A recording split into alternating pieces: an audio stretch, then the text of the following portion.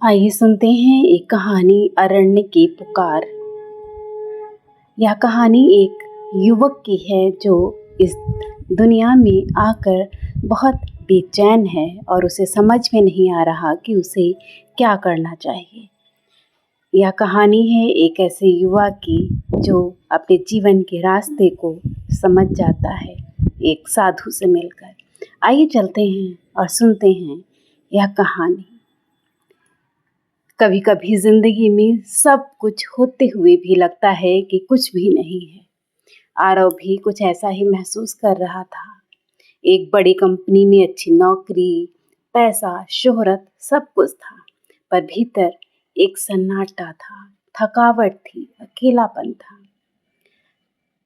हर दिन एक जैसी सुबह, एक ही जैसे चेहरों की भीड़ और एक ही सवाल, क्या मैं जी रहा हूँ या सिर्फ भाग रहा हूँ।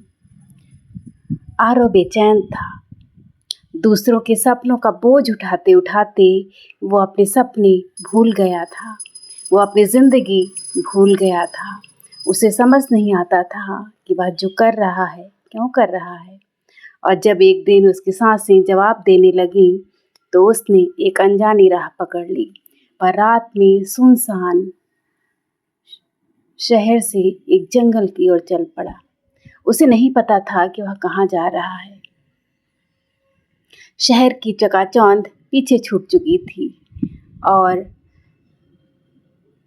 वो चलता जा रहा था, पर जब उसे एहसास हुआ एक शांति से भरा जंगल उसके आसपास था और सामने एक साधु आग जलाए बैठा हुआ था।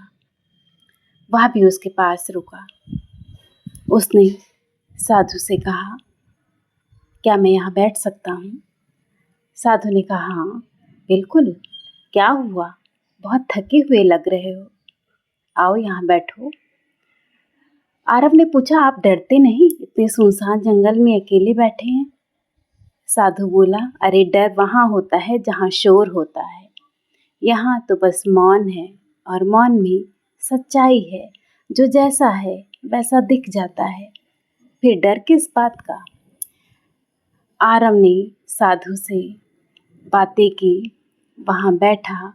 साधु ने उससे कहा, बेटा आंखें बंद करो और थोड़ी देर मैं जो बोल रहा हूँ उसे दोहराओ। साधु ने एक मंत्र बोला और आरव आंख बंद किए हुए उस मंत्र को दोहराता रहा। धीरे धीरे अपनी सांसों के साथ साथ आरव का ध्यान उस मंत्र से जुड़ गया और वह मंत्र दोहराता दोहराता बहुत देर तक वहीं पर बैठा रहा। उसके अंदर एक अजीब शांति उतर रही थी, उसे हल्का लग रहा था। धीरे धीरे जब उसने आंखें खोली उसे लगा जैसे उसने एक नया जीवन पाया है। थोड़ी देर बाद जब वह चलने लगा, साधु से उसने कहा, बाबा अब मैं जाता हूँ, मैं फिर आपसे मिलने आऊँगा। साधु ने कहा, बेटा तुम्हें जब भी ज़रूरत होगी मैं तुम्हें तुम्हारे आसपास मिल जाऊँगा, मैं तो सब जगह हूँ। आरव को उनकी बात समझ में नहीं आई, लेकिन आरव ने उन्हें प्रणाम किया और चल दिया। वो लौटा, पर अब वह आरव नहीं था जो अपने घर से भाग रहा था। यह दूसरा आरव था। यह भाग नहीं रहा था, यह जाग रहा था। जिम्मेदारियां वही थीं, पर अब वह डर नहीं था, वह घबराहट नहीं थी। अब आरव हर सुबह ध्यान करता, मंत्र बोलता, अपनी सांसों के साथ शांति का एहसास करता। लोग पूछते, आरव तो इतना शांत कैसे हो गया? पहले तो हर बात पे गुस्सा करता था।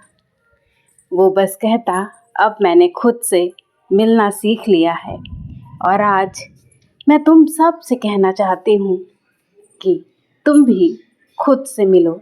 शायद ज़िंदगी वही इंतज़ार कर रही है जहाँ हम सबसे कम देखते हैं, अपने भीतर।